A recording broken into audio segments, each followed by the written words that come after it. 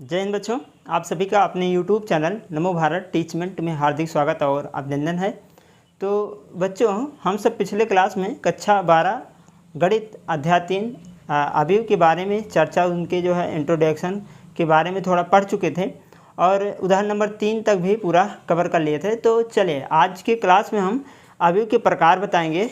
ठीक है, पिछले क्लास में अवयव के बारे में जान लिए थे, अवयव क्या होता है ना, इनके कोड क्या होते हैं, अवयव की संख्या कैसे निकालते हैं, तो इनके बारे में हम चर्चा कर चुके थे। तो आज के क्लास में हम सब क्या पढ़ेंगे, अवयव के प्रकार, टाइप्स ऑफ मैट्रिक्स, अवयव कितने प्रकार के होते हैं इनके बारे में चर्चा करेंगे। तो ऐसे बता दें बच्चों, तो अवयव तो बहुत प्रकार के होते हैं, अनेक प्रकार के अवयव होते हैं, लेकिन आपके कोर्स में है जो कुल मिलाकर अवयव 7 ही प्रकार के दे रखा है। तो हम यहाँ पर इस क्लास में आपको 7 अवयव के बारे में यहाँ बताएंगे। तो आइए देखिए पहला अवयव क्या होता है। पहला अवयव देखेंगे क्या होगा, पहला अवयव है ना, अवयव नंबर 1, पहला अवयव होता है जिसे हम बोलते हैं स्तंभ।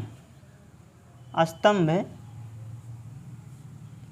स्तंभ अवयव, अवयव स्तंभ अवयव का इंग्लिश क्या होगा, इसे बोलेंगे कॉलम।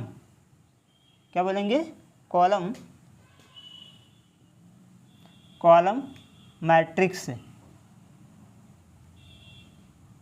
मैट्रिक्स है ना, क्या बोलेंगे, कॉलम मैट्रिक्स। तो ये पहला अवयव है जिसे हम बोलेंगे स्तंभ अवयव। ठीक है, कॉलम अवयव। स्तंभ अवयव क्या होता है इसके बारे में जान लेते हैं। स्तंभ अवयव क्या होता है, मतलब ऐसा अवयव जिसका केवल एक स्तंभ हो। क्या हो, केवल एक स्तंभ हो, मतलब एक कॉलम हो। ठीक है, स्तंभ मतलब क्या, एक कॉलम हो, मतलब ऐसा अवयव जिसका केवल एक स्तंभ हो। क्या हो, एक स्तंभ हो, तो उसे क्या है कहेंगे, स्तंभ अवयव कहते हैं। तो परिभाषा लिख लेते हैं कि ऐसा अवयव, ऐसा अवयव, अवयव ऐसा अवयव जिसका केवल, या ऐसे लिखते हैं जिसमें लिख लेंगे सही रहेगा, जिसमें केवल एक स्तंभ होते हैं, केवल एक स्तंभ होते हैं, केवल एक स्तंभ होते हैं,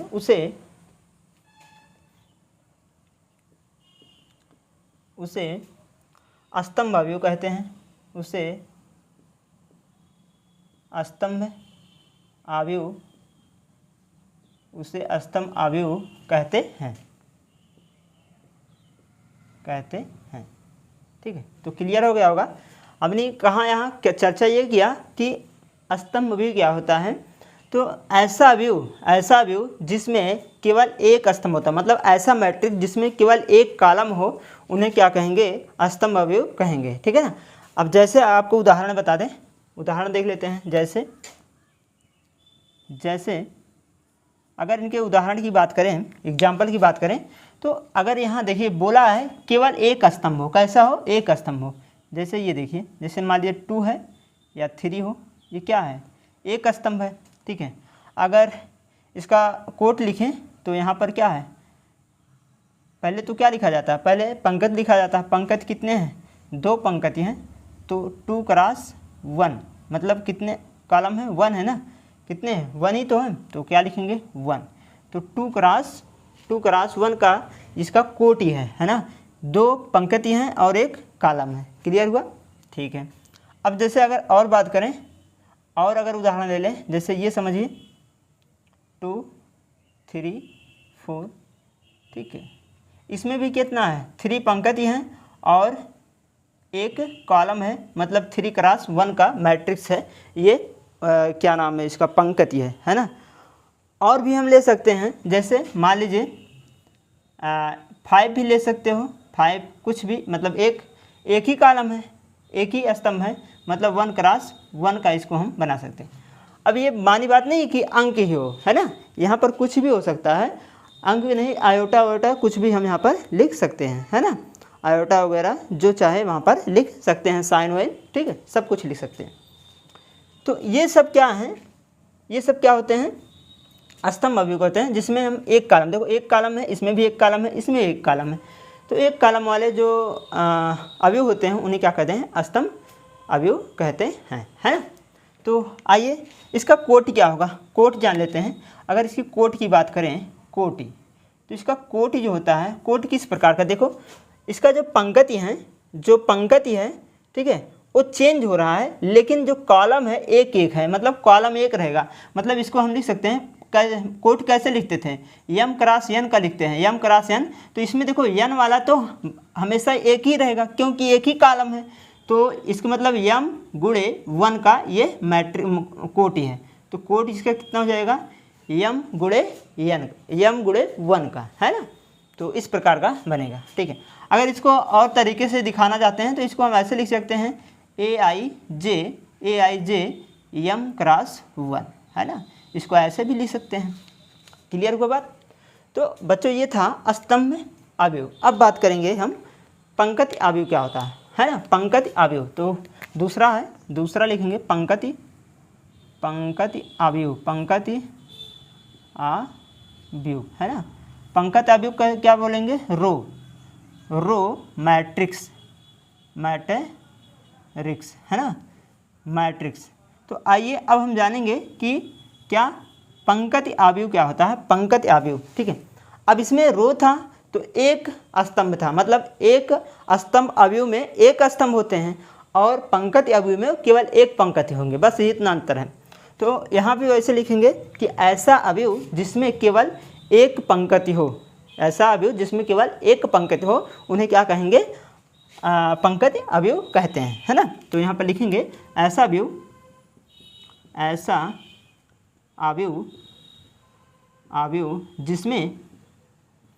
जिसमें केवल, ऐसा अवयव जिसमें केवल एक पंक्ति होते हैं उसे क्या बोलेंगे, पंक्ति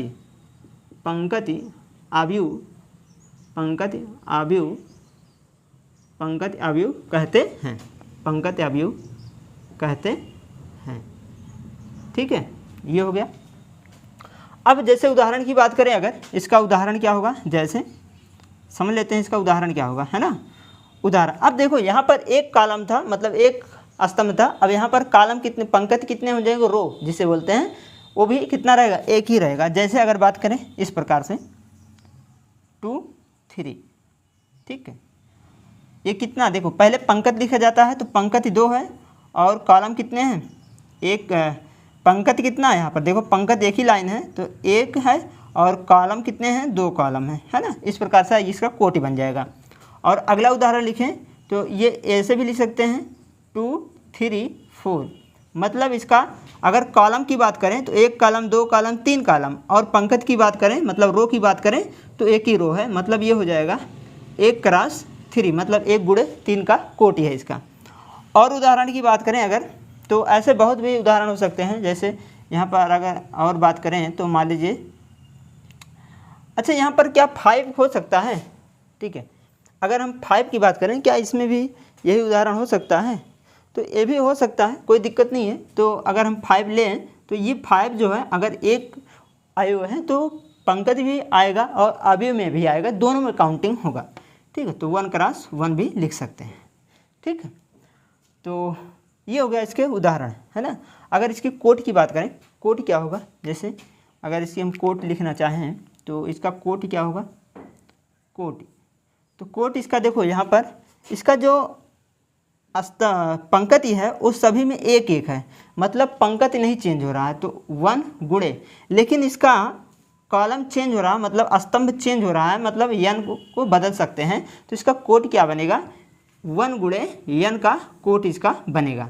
अगर इसको लिखना चाहें तो इससे इसको लिख सकते हैं ए आई जे 1 क्रॉस n, ठीक है, ऐसे लिख सकते हैं इसको। तो ठीक, ये हो गया। तो हमारे ख्याल से ये दोनों आपको क्लियर हो गया होगा कि स्तंभ अवयव क्या होता है और पंक्ति अवयव क्या होता है, ठीक है।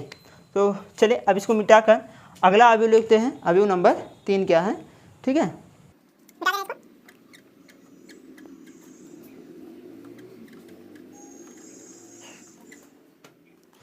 तो बच्चों अगला अवयव है अवयव 3, जिसे हम बोलेंगे वर्ग अवयव। क्या बोलेंगे? वर्ग अवयव, जिसे इंग्लिश बोलेंगे स्क्वायर मैट्रिक्स से। ठीक है, क्या बोलेंगे? Square matrix. अब स्क्वायर मैट्रिक्स क्या होता है? ठीक है, स्क्वायर मैट्रिक्स क्या होता है, मतलब इसमें मतलब उनके अवयव क्या होंगे? पंक्तियों की संख्या और स्तंभों की संख्या दोनों क्या होंगे? बराबर होंगे, तभी तो वर्ग बनेगा। मतलब ऐसे अवयव जिनके ऐसे ऐसे अवयव के अवयव जिनके पंक्तियों की संख्या और स्तंभों की संख्या दोनों कैसे हैं? बराबर हो। ठीक है, तो आइए इसको लिखेंगे कि ऐसे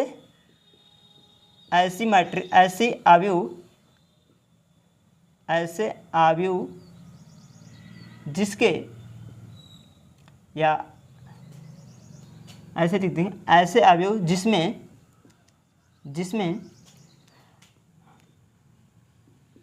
पंक्ति में अवयवों की संख्या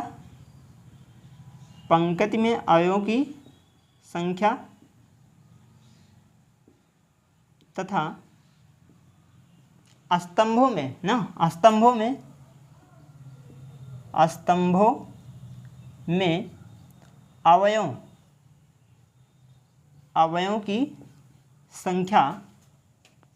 अवयवों की संख्या बराबर होते हैं उसे वर्ग अवयव कहते हैं। वर्ग अवयव कहते हैं। ठीक है, तो यह होता वर्ग अवयव। हमने क्या लिखा कि ऐसे अवयव जिसमें पंक्ति में अवयवों की संख्या तथा स्तंभों में अवयवों की संख्या दोनों कैसे हो? बराबर होते हैं, उससे क्या कहेंगे? वर्ग अवयव कहते हैं। ठीक है, मतलब पंक्ति और अवयव, मतलब पंक्ति और स्तंभ दोनों कैसे हो? उनके अवयव समान हो, तो उन्हें क्या कहेंगे? वर्ग अवयव कहेंगे। अब उदाहरण की बात करें, जैसे ठीक है, अगर उदाहरण ले तो ऐसे उदाहरण लीजिए जिसमें पंक्ति और स्तंभ दोनों बराबर हो। तो ऐसे अवयव जैसे मान लीजिए 2 हो गया, 3 हो गया, या 1 हो गया, या 4 हो गया। तो ये देखिए यहाँ पर 2 क्रॉस 2 का मैट्रिक्स है, मतलब उसकी कोटि 2 गुणे 2 है। तो स्तंभ भी और पंक्ति भी दोनों कैसे हैं? बराबर हैं। 2 कॉलम भी है और 2 रो भी है ना, रो और कॉलम दोनों कैसे हैं? बराबर हैं। और उदाहरण लेना चाहते हैं तो इस प्रकार से लिख सकते हैं, जैसे 3, 4 या 1, या लिख देते हैं 2, 0, 5, 1, 6, 2। अब इसमें देखो कितने पंक्ति हैं? 1, 2, 3। स्तंभ कितने हैं? 1, 2, 3। मतलब स्तंभों की संख्या और पंक्तियों की संख्या दोनों में अवयव कैसे हैं? समान है। तो लिख सकते हैं 3 क्रॉस 3 का क्या है? ये मैट्रिक्स है। मतलब किसका है? 3 क्रॉस 3 का। इस प्रकार का ये बन सकता है ना। तो अगर कोट इसकी लिखी तो कोट क्या होगा इसका? कोटि। अगर इसका कोट लिखा जाए तो कोटि हम क्या लिख सकते हैं? देखो इसमें दोनों कैसे हैं? बराबर हैं। इसका मतलब कोट को हम n गुणे n के रूप में लिख सकते हैं, या हम m गुणे m के रूप में लिख सकते हैं। यही हमारा क्या हो जाएगा? कोटि हो जाएगा। अगर इसको और शॉर्टकट फॉर्म में लिख सकते हैं तो aij, ये क्या हो जाएगा? m cross m। ठीक, n क्रॉस n। ठीक है, ऐसे हम इसका मैट्रिक्स जो कोटि होता है इसको हम दिखा सकते हैं। ठीक है, क्योंकि इसमें अवयव जो पंक्ति हैं और कॉलम है, मतलब पंक्ति और स्तंभ है, दोनों कैसे हैं? बराबर हैं। तो हम इस प्रकार से इसको दिखा सकते हैं। तो समझ में आ गया होगा। तो अगला अवयव क्या है? अवयव नंबर 4। ठीक है, चौथा अवयव क्या है? जिसे हम कहेंगे विकर्ण। क्या बोलेंगे? विकर्ण अवयव। चौथा क्या है? विकर्ण अवयव। विकर्ण अवयव। ठीक है, विकर्ण का इंग्लिश क्या होगा? डायगोनल। क्या बोलते हैं? Diagonal matrix. ठीक, डायगोनल मैट्रिक्स। तो आइए इसके बारे में जान लेते हैं, डायगोनल मैट्रिक्स है क्या। ठीक है। अब इसमें विकर्ण की बात हुआ है, ठीक है, विकर्ण की अगर बात हुआ है, इसका मतलब विकर्ण अवयव जो होते हैं कि ऐसा अवयव, ऐसा वर्ग अवयव, विकर्ण किस में पाया जाएगा, वर्ग में पाया जाएगा। तो ऐसे वर्ग अवयव जिसमें केवल विकर्ण के अवयव होते हैं, क्या होते हैं, केवल विकर्ण होते हैं, उन्हें क्या कहेंगे, विकर्ण अवयव कहेंगे। ठीक है, तो इसको परिभाषा लिखेंगे कि ऐसा अवयव, ऐसा वर्ग अवयव, वर्ग अवयव जिसमें विकर्ण के अलावा, विकर्ण के अलावा सभी, विकर्ण के अलावा सभी अवयव शून्य होते हैं, शून्य ना, शून्य होते हैं। मतलब विकर्ण को छोड़कर, वर्ग में विकर्ण को छोड़कर अगर सभी शून्य हो जाए तो वो क्या होगा, विकर्ण अवयव कहलाएगा। तो शून्य होते हैं उसे विकर्ण अवयव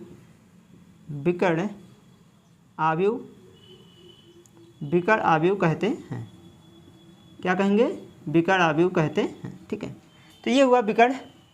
आपने बताया भी विकर्ण अवयव क्या होता है, ऐसे अवयव, वर्ग अवयव, किसमें विकर्ण किसमें होता है, वर्ग में होता है। तो लिखेंगे कि ऐसा वर्ग अवयव जिनके विकर्ण के अलावा सभी अवयव शून्य हो जाते हैं तो उन्हें क्या कहेंगे, विकर्ण अवयव कहते हैं। ठीक है, अब चलिए उदाहरण देख लेते हैं। जैसे उदाहरण क्या बन जाएगा, जैसे अगर इनके उदाहरण की बात करें तो हम कह सकते हैं कि अब जैसे देखिए यहाँ मान लीजिए कह रहा है विकर्ण को छोड़कर सभी जीरो होना चाहिए। जैसे मान लीजिए 2 हो गया और ये 3 हो गया, इसका मतलब ये वाला और ये वाला दोनों कैसे होंगे, जीरो होंगे। अब ये 2 क्रॉस 2 कोड क्या है, मैट्रिक्स है। ठीक है, अगला और उदाहरण लेना चाहते हैं तो पहले तो हम क्या लिख, जैसे मान लीजिए हमने 3 लिख लिया, 0 0, फिर 0 लिख लिया, यहाँ पर 4 लिख लिया, यहाँ पर मान लीजिए 0 हो गया, फिर यहाँ पर लिख दिए 0 और यहाँ पर 0, यहाँ पर हमने लिख दिया 5। ठीक है, अब देखो विकर्ण कौन बना रहा है, विकर्ण देखो यही बना रहा है। इसके अलावा सभी कैसे होना चाहिए, शून्य होना चाहिए। ये क्या है, विकर्ण है, इसके अलावा सभी कैसे होना चाहिए, शून्य होना चाहिए। ये मैट्रिक्स कैसा है, 3 क्रॉस 3 का, यहाँ लिखेंगे 3 क्रॉस 3 का मैट्रिक्स है। ठीक है, तो अगर इनका हम कोट लिखना चाहते हैं तो कोट कैसा होगा, वही जो इसका कोट ही होगा, एन क्रॉस एन का, या हम कह सकते हैं एम क्रॉस एन का। ठीक है, और इसको अगर लिखना चाहते हैं AIJ के रूप में तो क्या बनेगा, यहाँ से n गुणे n के रूप में इसको हम लिख सकते हैं, है ना। तो ये हो सकता है, तो समझ में आ गया होगा। तो विकर्ण अवयव क्या होते हैं, मतलब विकर्ण में विकर्ण के अवयव रहेंगे, बाकी सभी छोड़कर जीरो बन जाएंगे। ठीक है, तो चलिए अब अगला उदाहरण, अगला टाइप देखते हैं। अगला प्रकार क्या है इसका, तो इसको पहले मिटा देते हैं फिर आगे वाला बताते हैं, है ना। इसको मिटा दे रहे हैं।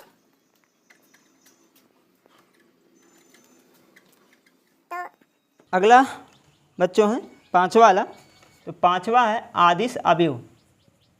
आदिश अवयव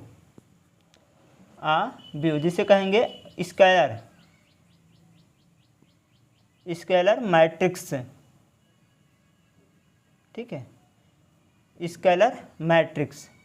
अब आदिश अवयव क्या होता है, अगर हम आदिश अवयव की बात करें बच्चों तो ऐसा विकर्ण अवयव होगा, और सभी को छोड़ दीजिए, है ना। ऐसा विकर्ण अवयव जिनके विकर्ण के अवयव कैसा हो, समान हो, है ना। विकर्ण के सभी मान कैसे हो, समान हो, उन्हें कहेंगे आदिश विकर्ण। ठीक, आदिश अवयव, है ना। तो चलिए इसको लिखेंगे कि ऐसा विकर्ण अवयव, ऐसा विकर्ण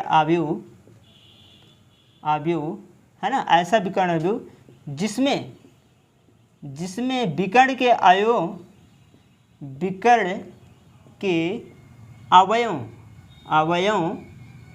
कैसे हो, विकर्ण के अवयव समान होते हैं,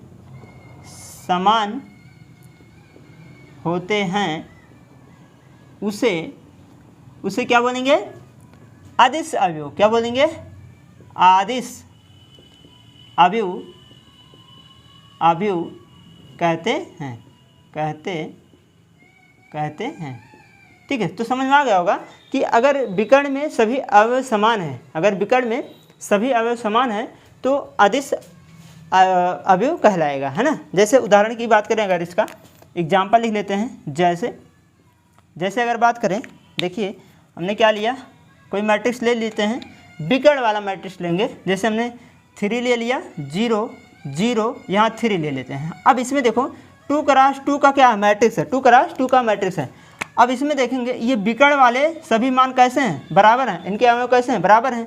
और अगला उदाहरण लेना चाहते हैं तो जैसे मान लीजिए हमने ले लिया 3, ठीक है, 3 0 0, ऐसे कुछ और ले लेते हैं, 2 0 0 और 0 2।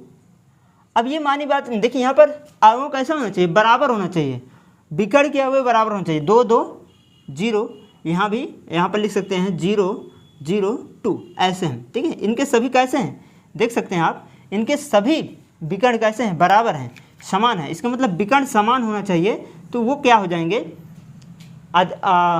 अदिश अवयव कहलाएंगे। अब इनके अगर हम बात करें कोटि का, तो कोटि का वही भी होगा जो वर्ग का कोटि होता है।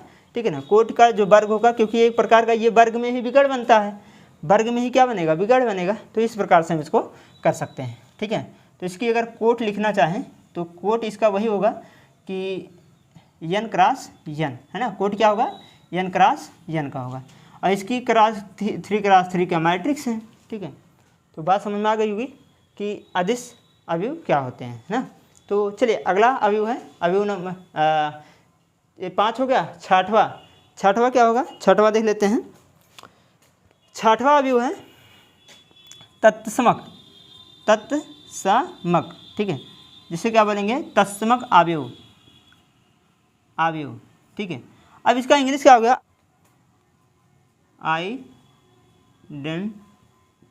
Identity matrix. क्या होगा, आइडेंटिटी मैट्रिक्स, है ना। अब तत्समक अवयव क्या होते हैं, अगर बात करें हम तत्समक अवयव क्या होंगे। ठीक है, अब तत्समक में समझ रहे हैं, आइडेंटिटी लिखा है, ठीक है, क्या लिखा है, आई लिखा है ना। तत्समक में क्या होता है, जिसे हम आई से लिखते हैं, अगर इसको प्रदर्शित करना चाहते हैं तो क्या लिखेंगे, आई से लिखेंगे, है ना। तो अगर इनकी हम बात करें तो इसमें भी विकर्ण का प्रयोग होगा कि ऐसे विकर्ण अवयव जिनके विकर्ण के अवयव एक हो, केवल एक हो, है ना। इसमें क्या था, बराबर था, 3 था 2 था, लेकिन अगर यहीं पर 1 1 हो जाए, 2 2 के स्थान पे 3 3 के स्थान पे 1 1 हो जाए, तो ये अदिश अवयव नहीं रह जाएगा, क्या बन जाएगा, तत्समक अवयव रह जाएगा, है ना। तो ऐसा इसका परिभाषा लिखेंगे कि ऐसा विकर्ण अवयव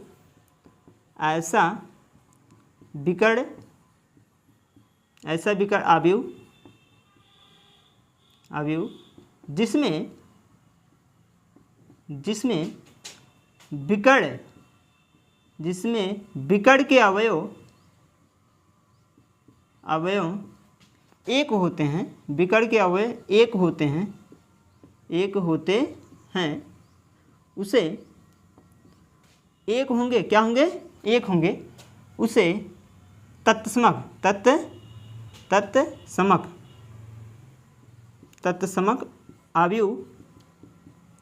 अवयव कहते हैं। क्या कहेंगे, तत्समक अवयव कहते हैं। इसे आई से, कैपिटल आई से लिखते हैं। इसे कैसे लिखेंगे, कैपिटल आई से लिखते हैं। ठीक है, अब जैसे उदाहरण समझो, जैसे अगर हम बात करें उदाहरण की, तो ऐसा मैट्रिक्स ले लीजिए जिनके विकर्ण 1 हो जाएं, जैसे 1 0 0 1, ये देखिए। ठीक है, और अगला बात करें तो अगला हो जाएगा, जैसे मान लीजिए 1 0 0 0 1 0 0 0 1। ठीक है, अब ऐसा मैट्रिक्स हो रहा है जिनका विकर्ण कैसा है, 1 1 है। देखिए ये क्या है, 1 1 ही है ना, ये क्या है, 1 1 ही है, इसमें क्या है, 1 1 ही है। और इसका मैट्रिक्स कैसा है, 2 क्रॉस 2 का, इसका मैट्रिक्स कितना है, 3 क्रॉस 3 का। ठीक है, अब अगर 2 क्रॉस 2 का मैट्रिक्स है तो इसको हम लिखेंगे I2 से, किससे लिखेंगे, ये I2 के बराबर होगा। अगर इसका 3x3 मैट्रिक्स है तो इसको लिखेंगे I3 से। तो इस प्रकार से इसको लिखा जाए। अगर लिखा जाए भैया I4 लिख लीजिए, I4 क्या होगा, अगर कहा जाए कि I4 क्या होता है तो उसमें क्या करेंगे, यहाँ पर 3 3 को बढ़ा दीजिए, 4 4 कर लीजिए, है ना। तो इनके विकर्ण को 4 1 1 कर दीजिए तो वो I4 हो जाएगा। अगर 2 2 मैट्रिक्स है तो I2, 3 3 का है तो I3, अगर 4 4 मैट्रिक्स का है तो I4 से हम लिखते हैं। ये I क्या है, आइडेंटिटी है, इसलिए हम इसको इस प्रकार से लिखते हैं। तो समझ में आ गया होगा कि अगर कण, ठीक है, अगर कण को छोड़कर सभी 0 हो जाएं तो क्या हो जाएगा, विकर्ण अवयव। अगर कण के अवयव सभी कैसे हो जाएं, बराबर हो जाएं तो सदिश अवयव। अगर कण के अवयव सभी 1 हो जाएं तो तत्समक अवयव। तो 6 हो गए। अभी एक और बचा है जिसे हम कहेंगे 0 अवयव। तो इसको मिटाकर फिर 0 अवयव बताते हैं क्या होता है 0 अवयव। मिटा दे रहे हैं इसको, है ना। चले,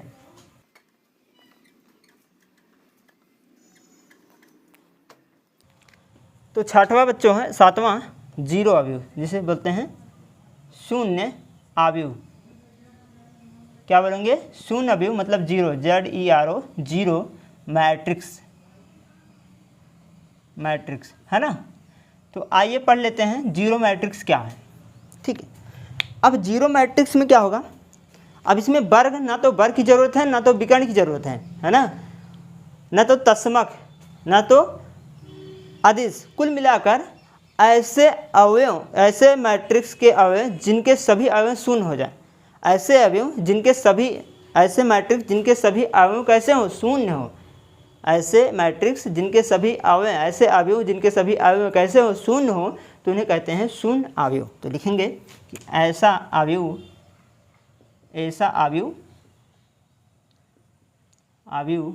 जिनके जिसमें सभी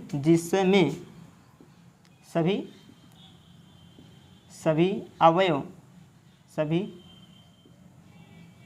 शून्य होते हैं,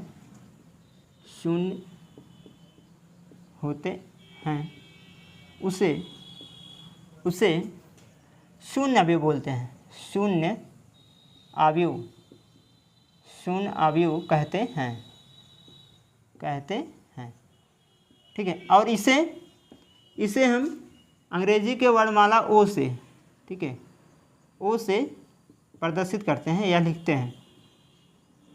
किससे लिखेंगे, ओ से हम इसको भैया लिखते हैं। किससे लिखेंगे, ओ से, है ना। आइए उदाहरण देख लेते हैं इसके कुछ एग्जाम्पल। जैसे अगर इसके उदाहरण की बात करें तो मान लीजिए ये देखिए 0 0, ये भी एक प्रकार का हमारा क्या है। अब इसमें पंक्ति कितने हैं, कहोगे पंक्ति 1 है और स्तंभ कालम कितने हैं, 2 हैं, तो I/2 बनेगा। इसको हम 0 से ओ से प्रदर्शित करते हैं, तो इसके लिए ओ बराबर लिखेंगे, है ना, ऐसे। और अगला लिखना चाहें तो जैसे मान लीजिए 0 0 0, ये किस प्रकार का मैट्रिक्स है, तो कहोगे इसमें 3 स्तंभ है, सॉरी पंक्तियां हैं और एक कॉलम है। इस प्रकार से लिख सकते हैं, है ना। तो और अगला लिखना चाहते हैं तो इस प्रकार से लिख सकते हैं, जैसे 0 0 0 0 0 0 0 0 0 मतलब 3x3 का, ठीक। मतलब सभी जितने भी अवयव हों सब शून्य हो जाएं, ठीक है, बस वो क्या हो जाएगा, शून्य अवयव कहलाएगा, है ना। तो कुल मिलाकर दोस्तों ये था यहाँ पर 7 प्रकार के अवयव जो कि हमने यहाँ पर चर्चा किया। तो हमें आशा होगा कि आपको बढ़िया से समझ आएगा। अगर आपको समझ में आ गया है तो प्लीज़ कमेंट में आप कमेंट जरूर करिएगा, है ना। तो आइए अब उदाहरण देखते हैं, इसके उदाहरण क्या हैं। तो आइए बच्चों उदाहरण नंबर 4 देखते हैं। उदाहरण नंबर 4 क्या है ना। अब इसमें कुछ मैट्रिक्स दे रखा है, ये देखिए इसमें कितने स्तंभ हैं, 1 2 3, कितने कॉलम हैं, 1 2 3, मतलब 3x3। यहाँ पर देखेंगे तो इसका जो कोटि है वो 3x3 का है और इसमें भी 3x3 का कोटि है ना। तो यहाँ पर जो रखा है तो पहले स्थान पे जो है ये पहले के बराबर होगा, दूसरे स्थान पे जो है ये दूसरे के बराबर होगा और तीसरे स्थान पे जो है ये तीसरे के बराबर होगा। इस प्रकार के अगर यहाँ पर 2 मैट्रिक्स के बीच में बराबर लगे हैं तो इसको हम सॉल्व कैसे करेंगे, तो आइए देखते हैं। इसको हम लिख सकते हैं x + 3 बराबर, x + 3 मतलब 0 के बराबर होगा, है ना। तो अगर यहाँ से इसको सॉल्व करना चाहें तो x बराबर कितना हो जाएगा, -3 हो जाएगा, ये उधर जाएगा तो -3 हो जाएगा। तो यहाँ से एक आंसर आ गया है ना। अगर दूसरा देखें z+4 किसके बराबर है, दूसरा वाला 6 के बराबर है, तो यहाँ 6 जाएगा तो z बराबर हो जाएगा 6 - 4, तो z बराबर हो जाएगा 2। यहाँ से z की वैल्यू आ गया है, ठीक है। अगर तीसरे की बात करें तो ये है 2y - 7 बराबर 2y, ये तीसरे मतलब यहाँ पर देखें कॉलम के तीसरे पे है और मैट्रिक्स के जो है पहले में है, तो यहाँ पर वह देखेंगे कॉलम के तीसरे पे मैट्रिक्स के तीसरे पर, तो यहाँ देखेंगे तो आएगा 3y - 2, कितना जाएगा 3y - 2। अब इसको जब सॉल्व करोगे तो 2y उधर जाएगा तो घट जाएगा तो आएगा y बराबर, ठीक है। और ये जब 7 2 इधर आएगा तो प्लस बन जाएगा तो आएगा 5, कितना आ जाएगा 5, तो y बराबर कितना आ जाएगा 5 आ जाएगा, ठीक है। तो ये तो पहले के लिए हो गया। अब दूसरे में आ जाएंगे तो देखेंगे ये -6 जो है बराबर होगा किसके, -6 के, ठीक है। तो इसका काम खत्म हो गया, इसका काम क्या हो गया, खत्म हो गया। और -1 जो है बराबर होगा -3 के, तो a बराबर हो जाएगा कितना, -2 के, इधर जाएगा घट जाएगा, ठीक है। अब ये 0 जो है बराबर होगा 2c + 2 के, 2 इधर आएगा तो -2 बराबर 2c, मतलब 2 कैंसिल हो जाएगा तो -1 बराबर c आ जाएगा, -1 बराबर c, मतलब c की वैल्यू आ गया, ठीक है। इस प्रकार से हो गया। अब तीसरे वाले में आ जाएंगे तो b - 3 बराबर होगा इस कॉलम के जो कि 2b + 4 होगा, तो b बराबर अगर निकालना चाहें तो 4 इधर आएगा तो b उधर जाएगा, तो यहाँ पर आएगा b, एक b जाकर घट जाएगा 2b में से, और 4 इधर आ जाएगा तो -4 - 7 बन जाएगा, तो ये b का मान हो जाएगा। अगला है -21 बराबर होगा यहाँ से -21 के, इसका भी काम क्या हो गया, ख़त्म हो गया। और यहाँ 0 बराबर होगा 0 के, इसका भी काम क्या होगा, ख़त्म हो गया। तो पूछा क्या है, कह रहा a b c का मान बताओ, तो a का मान 2, b c का मान -1 और b का मान -7, और x y z का, तो x -3 y जो है 5 और z कितना 2, तो सभी वैल्यू यहाँ पर आ जाएंगे। तो बच्चों इस प्रकार से हम इसको क्या करेंगे, सॉल्व करेंगे, ठीक है। तो ये था उदाहरण नंबर 4। तो बच्चों अगला उदाहरण देखते हैं, उदाहरण नंबर 5। तो अगला उदाहरण है बच्चों उदाहरण नंबर 5। आइए देखिए, यहाँ पर देखेंगे कि 2 मैट्रिक्स जो है इस दोनों के बराबर है, मतलब ये 2 × 2 का बना है, ये भी 2 × 2 का बना है, मतलब इसका कोट जो है 2 × 2 का, ये भी 2 × 2 का। इसका मतलब इसका पहला स्तंभ पहले स्तंभ के, दूसरा स्तंभ दूसरे के, तीसरा स्तंभ तीसरे के, इस प्रकार का बराबर होगा। तो इसको जब सॉल्व करेंगे तो क्या बनेगा, यहाँ से देखेंगे कि 2a + b, मतलब ये पहला वाला पहले के बराबर होगा जो कि 4 होगा, है ना। दूसरा वाला दूसरे के बराबर होगा, मतलब a - 2b बराबर कितना होगा, -3 के, है ना। इस प्रकार से a भी हल कर लेंगे तो 5c - d ये वाला 11 के बराबर होगा। और यहाँ देखेंगे कि 4c + 3d बराबर होगा 24 के, है ना।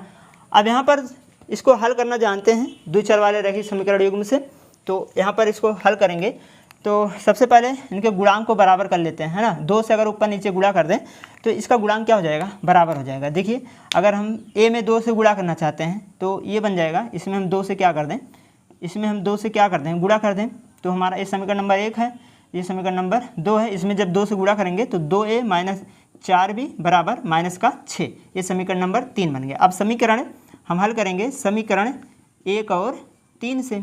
अगर 1 और 3 से हल करें तो देखेंगे ऊपर नीचे रख कर, तो हम यह हो जाएगा 2a + b बराबर 4, ये 2a और प्लस 4b, है ना, बराबर कितना, -6 के। ये माइनस हो गया, ये भी माइनस हो गया, अच्छा ये माइनस में था, है ना, और ये प्लस में हो गया, ये भी प्लस में हो गया, तो ये दोनों कैंसिल हो गया।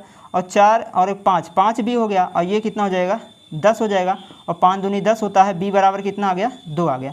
इसका मतलब b की जो वैल्यू आया 2 आया। अब हमको किसका वैल्यू निकालना है, a का वैल्यू, तो किसी एक समीकरण में लिख लो, तो लिखेंगे समीकरण 1 में b का मान रखने पर, तो यहाँ रखेंगे तो 2b a है, 2a हो जाएगा, और b के स्थान पर 2 लिखेंगे बराबर 4, तो 2a बराबर हो जाएगा 2, तो a बराबर कितना हो जाएगा 2, इसलिए यहाँ पर a की वैल्यू कितना हो जाएगा 2।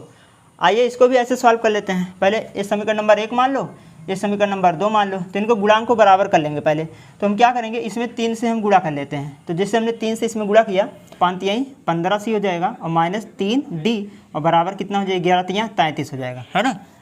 अब इसको यहाँ पर ये समीकरण नंबर कितना बन गया, 3 बन गया। अब लिखेंगे 2 और 3 से, 2 और 3 से ऊपर नीचे रख के हल कर लो। तो 2 वाला ये है जो कि है 15C माइनस 3D बराबर 33 और ये है 4C और प्लस 3D बराबर कितना है, 24 है। दोनों को जोड़ लीजिए तो ये दोनों कैंसिल हो गया, ये आ गया 19C बराबर ये कितना आ जाएगा, 7 हो जाएगा। ये कितना हो जाएगा, 57, 19 तियाँ 57 होता है ना। तो C बराबर कितना हो जाएगा, C बराबर हो जाएगा कितना, 3। तो C का मान कितना आ गया, 3 आ गया। अब किसकी वैल्यू चाहिए, अभी यहाँ पर समीकरण C का मान समीकरण 1 में रख लो तो अभी आ जाएगा। तो यहाँ लिखेंगे C का मान समीकरण 1 में रखने पर, ठीक है, 1 में रखेंगे तो हो जाएगा 5 गुणे C का मान कितना है, 3, यहाँ रखोगे 3 और माइनस D बराबर कितना है, 11। तो 5 ये 15 माइनस D बराबर ये हो जाएगा 11, माइनस उधर गया तो 15 हो गया। तो D बराबर कितना आ जाएगा, माइनस का 4। तो D बराबर कितना आ जाएगा, 4। तो इस प्रकार से यहाँ पर A, B, C और D का वैल्यू आ जाएगा, है ना। तो ये था उदाहरण नंबर 5, ठीक है। तो आज क्लास में बस यहीं तक। अगर ये क्लास अच्छा लगा तो प्लीज़ लाइक करें, सब्सक्राइब करें, शेयर करें, ठीक है ना। तो अगले क्लास में इसका एक्सरसाइज 3.1 के सवाल को बताएंगे। तो जय हिंद बच्चों, धन्यवाद।